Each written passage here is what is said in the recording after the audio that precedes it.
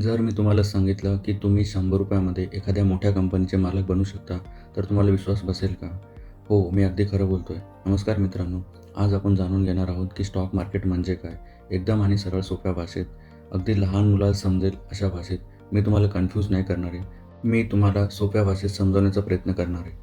बरेच जणांना स्टॉक मार्केटबद्दल खूप काही प्रश्न असतात. स्टॉक मार्केट खूप जण तर एक सट्टा म्हणून बघतात आणि काही जण तर एकदम शॉर्टकट मार्ग समजतात पैसे कमवण्याचा.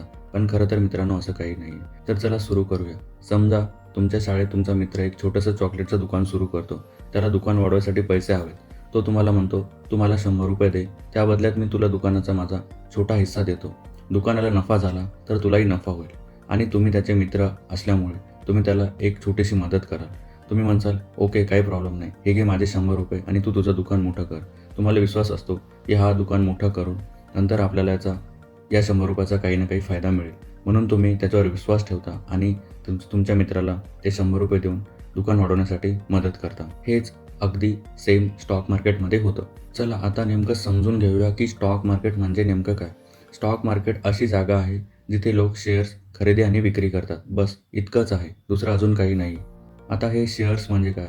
शेअर म्हणजे एक कंपनीचा छोटासा हिस्सा. अगदी सोप्या भाषेत सांगायचं झालं तर शेअर बरोबर इक्वल टू कंपनीचा छोटासा तुकडा. दुसरं काहीही नाही. चला मी काही एक्झाम्पल देऊन तुम्हाला समजवण्याचा प्रयत्न करतो. समजा एक मोठा पिझ्झा आहे. तो पूर्ण पिझ्झा म्हणजे एक कंपनी. आता आपण तो पिझ्झा 8 तुकड्यामध्ये कापला. त्यातला एक तुकडा मी घेतला. म्हणजेच त्या पिझ्झामध्ये माझा हिस्सा झाला आहे. म्हणजे तो तुकडा म्हणजे माझा एक शेअर. किंवा हेच दुसऱ्या प्रकारे समजून घ्यायचा प्रयत्न केला तर समजा एखाद्या वर्गाने एक सायन्सचा प्रोजेक्ट बनवला आहे. म्हणजे तो प्रोजेक्ट 5 मित्रांनी मिळून त्याच्यावर काम केलं. म्हणजेच त्या प्रोजेक्टमध्ये प्रत्येकाचा थोडासा हिस्सा आहे. जर प्रोजेक्टला प्राइज मिळालं तर सगळ्यांचा त्याच्यामध्ये फायदा आणि आनंद होतो. असेच कंपनीच्या शेअर्समध्ये असतं. जेव्हा एखाद्या कंपनीचे आपण शेअर्स घेतो आणि ती कंपनी ग्रो करते, तर त्या ग्रो झाल्यामुळे आपल्यालाही जशी त्या कंपनीला फायदा झाला, तसा सेम फायदा आपल्याला घेतलेल्या शेअर्समुळेही होतो. मित्रांनो, इथे लक्षात ठेवा, आपण कंपनी पूर्ण विकत घेत नाही. आपण तिचा एक छोटासा भाग घेतोय.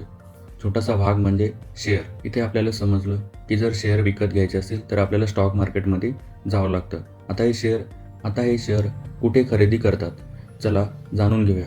भारतामध्ये शेअर्स खरेदी करण्यासाठी 2 मोठ्या जागा आहेत. एक बॉम्बे स्टॉक एक्सचेंज आणि दुसरं नॅशनल स्टॉक एक्सचेंज. इथे भारतामध्ये जेवढ्या बी कंपन्या लिस्टेड आहेत, तुम्हाला इथं सगळे शेअर्स भेटून जातील खरेदी विक्रीसाठी. जसं काही नामांकित कंपन्यांची मी तुम्हाला नावं सांगू इच्छितो. Reliance, Tata Motors, SBI, ICICI bank अशा खूप साऱ्या कंपन्या या 2 एक्सचेंजमध्ये लिस्टेड आहेत. तुम्ही तिथे जाऊन कोणतेही स्टॉक्स बाय सेल करू शकता. आतापर्यंत आपण हे समजून घेतलं की स्टॉक मार्केट म्हणजे काय आणि शेअर्स कसे खरेदी आणि विक्री करायचे आणि हे कुठे करायचे. तर आता हे शेअर्स खरेदी करून पैसे कमवायचे कसे? म्हणजे आपण एक्झॅक्टली हे जाणून घेऊया की हे शेअर्स खरेदी करून पैसे कसे कमवायचे. तुम्ही खूप ठिकाणी ऐकलं असेल की माझे आजोबांनी ₹5,000 शेअर्समध्ये गुंतवले होते आणि ते काही वर्षांनी त्याचे 5,000चे 5 लाख झाले, 10 लाख झाले. लोक शेअर्स का घेतात माहिती आहे का? कारण त्यांना भविष्यात जास्त पैसे मिळतील अशी अपेक्षा असते. बस इतकंच आहे याच्या मागचं कारण. दुसरं काही नाही आहे. खरं तर मुख्य त्याची 3 कारणे आहेत. कंपनी मोठी होईल म्हणून, किंमत वाढेल म्हणून आणि भविष्यासाठी पैसे वाढायला हवेत. या 3 कारणाने जनरली लोकं शेअर्सची खरेदी करून ठेवतात. आता एक-एक बघूया. कंपनी मोठी होईल म्हणून म्हणजे काय? समजा एक छोटंसं आईस्क्रीमचं दुकान आहे. आज ते छोटं आहे, पण उद्या ते मोठं बनू शकतं. नंतर ते शहरभर शाखा उघडू शकतं. जर तू सुरुवातीला त्याचे शेअर्स घेऊन ठेवले, तर दुकान मोठं झाल्यानंतर त्या शेअर्सची माझी किंमत वाढेल. आता दुसरी किंमत वाढेल म्हणून हे नेमकं म्हणजे काय? समजा मी एक ₹100 ला शेअर्स घेतले आणि काही महिन्यानंतर तो 150ला झाला. तर त्याच्यामध्ये मला एक कंप्लीट ₹50चा फायदा झाला. म्हणजे या शेअर्स घेण्याच्या मागचं कारण आज जरी किंमत कमी असली, तरी उद्या ती किंमत वाढेल या आशेने. आणि तिसरी गोष्ट म्हणजे भविष्यासाठी पैसे वाढतील. जसं आज आपण एक छोटं झाड लावतो, पण काही वर्षांनी ते मोठं होतं. तसंच शेअर्स आहे. आज हे शेअर्स आपण कमी किमतीत घेतो. काही वर्षांनी त्याची किंमत डबल-टिबल होते आणि भविष्यातले आपल्याला पैसे द्यायला लागतात. मित्रांनो, इथे एक महत्त्वाची गोष्ट लक्षात ठेवायची खूप जरुरी आहे की हे नेहमी वाढेल असं नाही. लोक जर आईस्क्रीम घ्यायला आलेच नाहीत, तर शेअरची किंमत कमी पण होऊ शकते. जो शेअर मी 100 रुपयाला घेतले होते त्याची 70 रुपये पण होऊ शकते. जसं मी तुम्हाला इथे सांगेल की स्टॉक मार्केटमध्ये पैसे जसे वाढू शकतात तसे कमीही होऊ शकतात. म्हणून आधी शिकायचं आणि मगच पैसे गुंतवायचे. आता आपण हे समजून घेणार आहे की या शेअर्सची प्राईस नेमकी वाढती कशी. हे एक आपण उदाहरणाद्वारे समजून घेऊया. समजा एखाद्या दुकानात एक नवीन कार्टूनची बॅग आलेली आहे आणि ती बॅग सर्वच मुलांना पाहिजे. तर दुकानदार बघतो की या बॅगला खूप जण डिमांड करताय, मागतायत. तर तो काय करतो आणि त्याच्याकडे त्या बॅग लिमिटेड आहेत आणि हे बघून तो त्या बॅगची किंमत वाढवायला सुरुवात करतो आणि तीच बॅग काही दिवसामध्ये सगळीकडे जाते.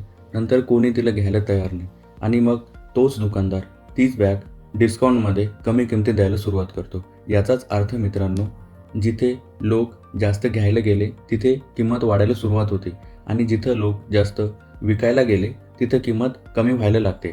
हेच सगळं सेम स्टॉक मार्केटमध्ये आहे. चला जाणून घेऊया कसं.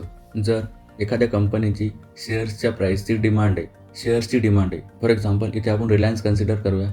रिलायन्सच्या शेअरची प्राईस 50 रुपये, पण त्या कंपनीची ग्रोथ चांगली असल्यामुळे लोक अजून डिमांड करताय की शेअर्स घेण्यासाठी बाय करताय. तर त्या शेअरची किंमत ऑटोमॅटिक 50 नाही राहणार.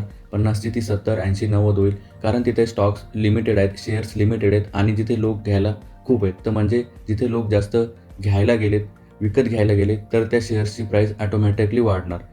आणि याउलट जर लोक जास्त शेअर्स विकायला गेले म्हणजे त्या शेअरची किंमत ऑटोमॅटिकली कमी होणार. कारण त्या शेअर्सची तेवढी डिमांड नाही आहे, कंपनी खराब परफॉर्म करते, तर ते शेअर्स कोणी बाय करायला तयार नाही आहे. अशा प्रकारे शेअर्सची किंमत कमी आणि जास्त होते. आता मी तुम्हाला इथे एक प्रश्न विचारणार आहे, त्याचं उत्तर तुम्ही मला कमेंट बॉक्समध्ये द्या. जर मी एखाद्या कंपनीचा शेअर्स 1000 रुपयाला घेतला आहे आणि काही महिन्यांनी त्या शेअर्सची किंमत 1500 रुपये झाली, म्हणजे 1500 रुपये झाले, तर मला कमेंट बॉक्समध्ये सांगा की मला किती रुपयाचा प्रॉफिट किंवा नफा झाला इथे. तुमचं उत्तर मी वाचणार आहे. तुम्ही नक्की मला कमेंट करून सांगा. मी अशी आशा करतो आतापर्यंत जेवढे बी आपण टॉपिक्स बघितले, पॉईंट्स बघितले, शेअर मार्केट काय, कसे शेअर्स खरेदी विक्री करायचे, शेअर्स कुठे मिळतात, कसे घ्यायचे, कशी प्राईस वाढते आणि कसे आपण याच्यामधून प्रॉफिट नफा कमवतो. आतापर्यंत आपण या सगळ्या गोष्टी बघितल्या आहेत. आय होप तुम्ही सगळ्या गोष्टीला क्लिअर झाल्या असेल. आता येऊया आपण शेअर मार्केटच्या सत्यतेकडं, जी गोष्ट लोक अवॉइड करतात, दुर्लक्ष करतात. आणि ही सगळ्यात महत्त्वाची गोष्ट, स्टॉक मार्केट जुगार नाही आहे, पण माहिती नसताना पैसे टाकणे ते एक जुगारासारखं असू शकतं. आयुष्यामध्ये इन जनरल लाईफमध्ये पण कोणतीही गोष्ट आपल्याला माहीत नाही आहे आणि आपण ती करायला जातो. इवन एखादं छोटंसं एक्झाम्पल द्यायचं झालं तर, जर मला गाडी चालवता येत नाही आणि मी जर ती गाडी चालवत असेल तर मी तो एक काइंड ऑफ जुगार खेळत आहे. कारण मी सगळी देव भरोसे चालवते, मला ती येतच नाही. अशा गोष्टीला तुम्ही जुगार म्हणू शकता. ही इन जनरल लाईफमध्ये पण अशीच कॉन्सेप्ट लागू होती. म्हणूनच आधी शिकायचं आणि नंतर गुंतवणूक करायची. कदाचित आज तुमची सुरुवात असेल, आज तुम्ही बिगिनर असाल, पण योग्य शिक्षण घेतलं तर भविष्यात तुम्ही एक स्मार्ट इन्व्हेस्टर होऊ शकता. मी तुम्हाला अगदी सुरुवातीपासून सगळं शिकवणार आहे, एकदम सोप्या आणि सरळ भाषेत. जर तुम्हाला स्टॉक मार्केटमध्ये अगदी बेसिकपासून शिकायचं असेल तर हा व्हिडिओ तुम्ही नक्की लाईक करा, या चॅनलला सबस्क्राईब करून ठेवा. कारण पुढच्या येणाऱ्या व्हिडिओमध्ये आपण जाणून घेणार आहे की डीमॅट अकाउंट म्हणजे काय आणि शेअर्स कसे खरेदी विक्री करायचे हे आपण लाईव्ह बघणार आहे आपल्या डीमॅट अकाउंटमध्ये. माझ्यावर विश्वास ठेवा. ही सिरीज पूर्ण पाहिला तर मी तुम्हाला स्टॉक मार्केट कधीच अवघड वाटणार नाही, एकदम तुम्ही सरळ आणि सोप्या भाषेत समजून घेसाल. मित्रांनो, अजून एक गोष्ट, स्टॉक मार्केटमध्ये काही रॉकेट सायन्स नाही आहे. इथं कॉम्प्लिकेटेड बनवलं गेलं आहे सोशल मीडियाद्वारे. तुम्ही ही सिरीज कंप्लीट करा, तुम्हाला सगळ्या गोष्टी एकदम सोप्या आणि सरळ भाषेत समजून जातील. थँक्यू. जय श्रीकृष्ण.